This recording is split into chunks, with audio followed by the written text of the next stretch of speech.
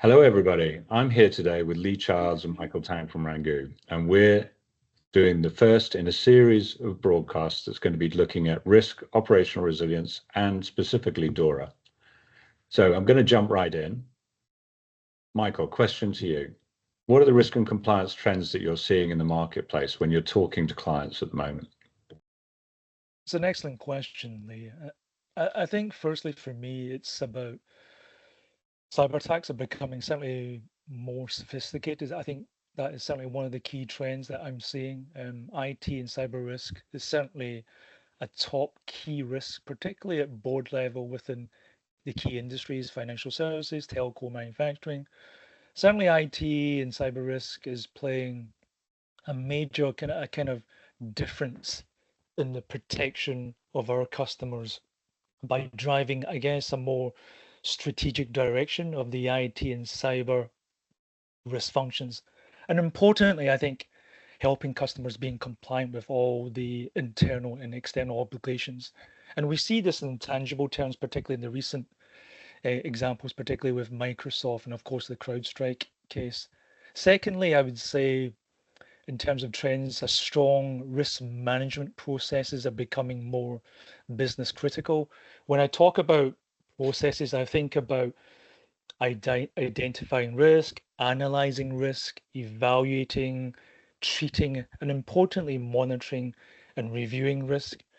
And thirdly, I think arguably probably the most important risk and compliance trend would be staying compliant with the evolving global regulations to take this challenge forward, particularly using GRC tools, which will really help, particularly with operational efficiency, breaking down these silos, and of course, facilitating and decision making.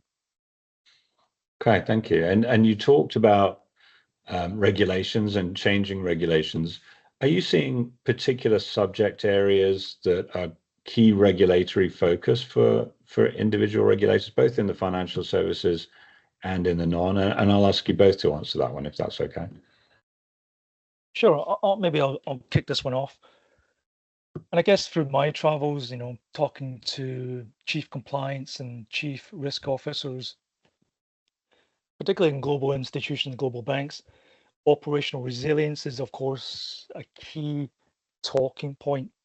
And this certainly shows that operational resilience is now a top UK supervisory priority. Certainly, the FCA regulations went live in March 2022. And certainly, operational resilience is very comparable to financial resilience in terms of the regulatory resources and supervisory scrutiny of firms.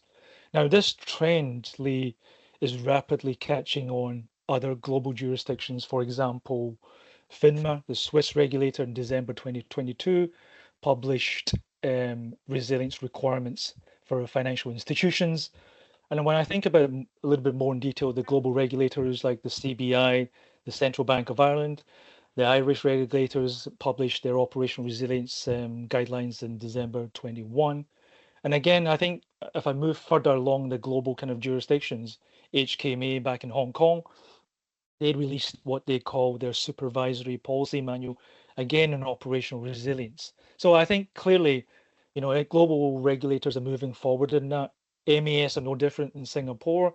And likewise with APRA in Australia, they introduced what they call the CP230, again, one of the global regulators focusing on operational resilience going forward.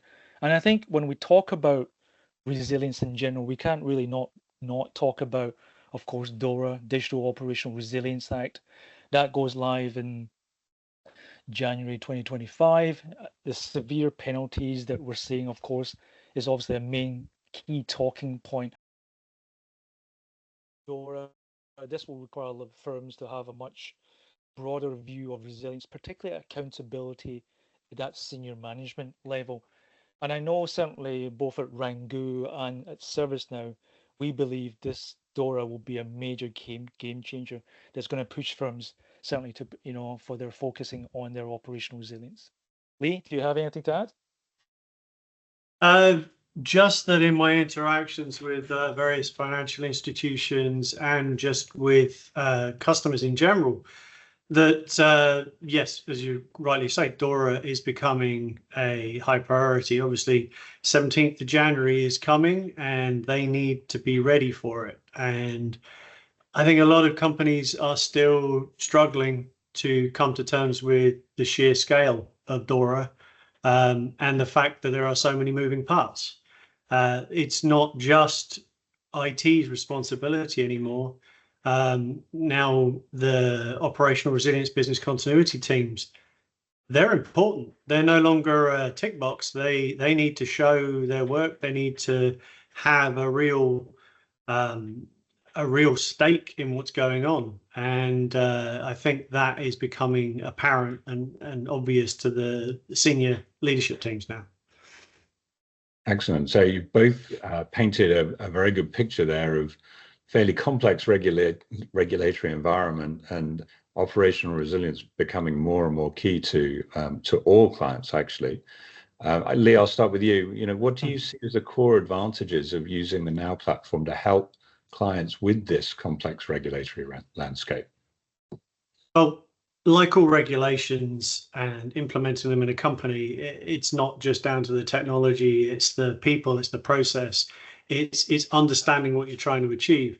The key benefit of the Now platform is the fact that we can have the disparate processes they already have in their system all feeding into a single database, all feeding in, putting their data in one accessible place.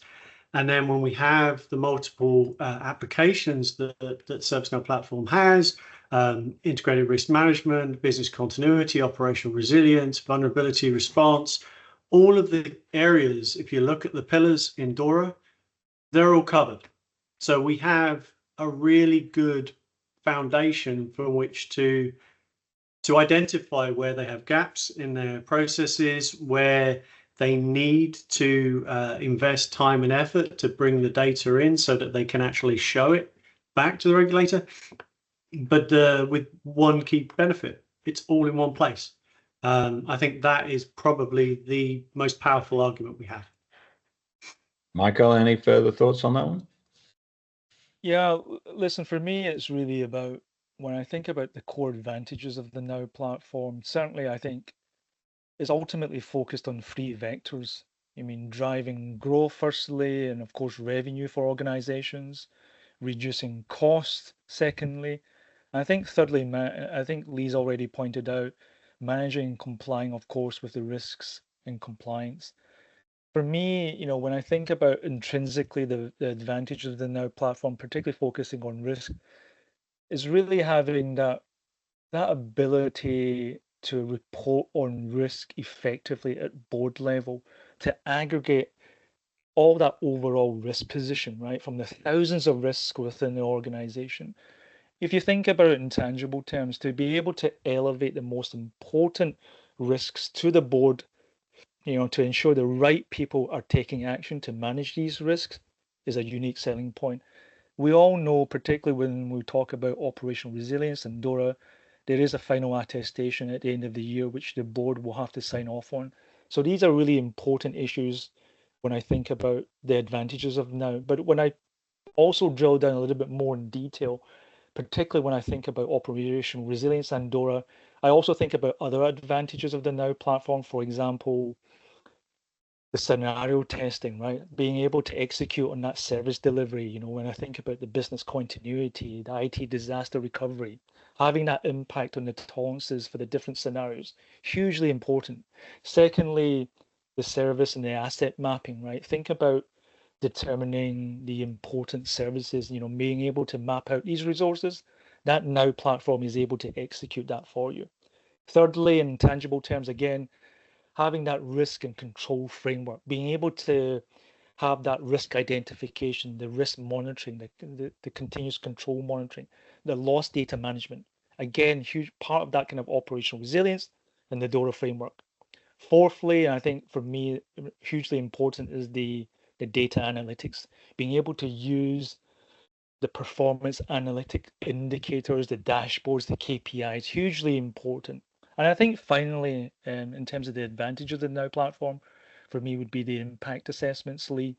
Being able to undertake and execute on the vulnerability assessments, risk-based ops res testing, hugely important, which will save, of course, banks, institutions, time and also value as well, hence why using the Now platform.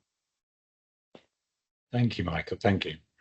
And we're coming to the last question, but I can't let this end without asking Lee a specific question about Wrangu solutions, because I know we've been working on them.